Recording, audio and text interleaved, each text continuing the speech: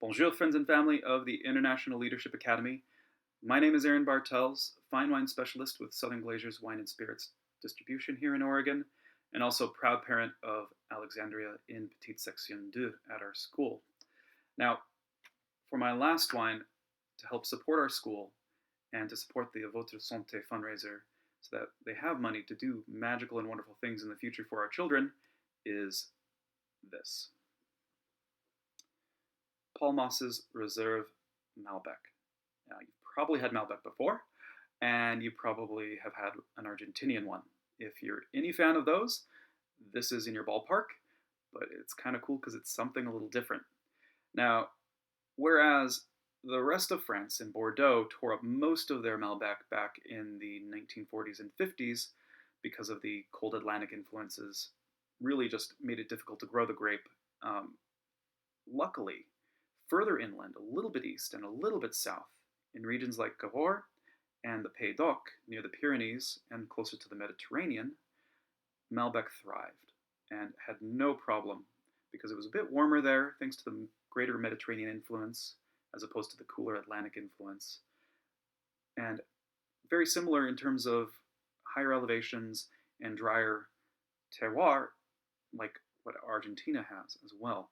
And so a grape that really France had begun and gained great fame and a bit of notoriety from Argentina still continued to happen in these eastern and southerly regions. And Paul Moss is one of the great sustainably produced wines out there. They also are carbon neutral as well as a winery, and their Malbec is kind of special. This is a single vineyard Malbec from the Gardemiel vineyard.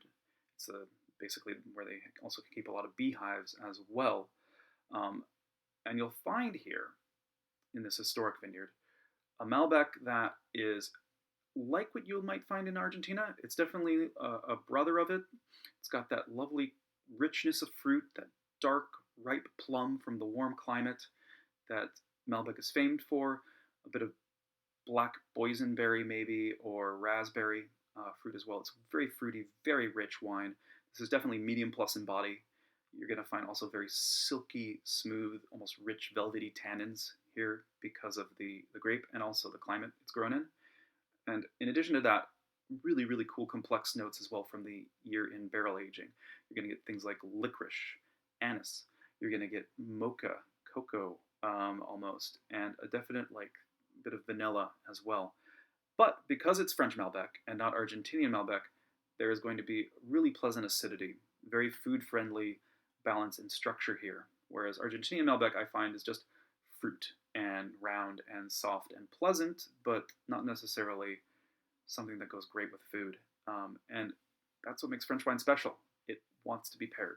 You can drink this alone, certainly. It's a great glass to call an evening, but I think a fancy burger is quite happy here. Anything with a bit of cracked pepper would work really well as well. Meat dishes, anything with truffle going on, rich mushroom dishes as well. Any like portobello dishes would be quite tasty with this Malbec. It's a rich wine.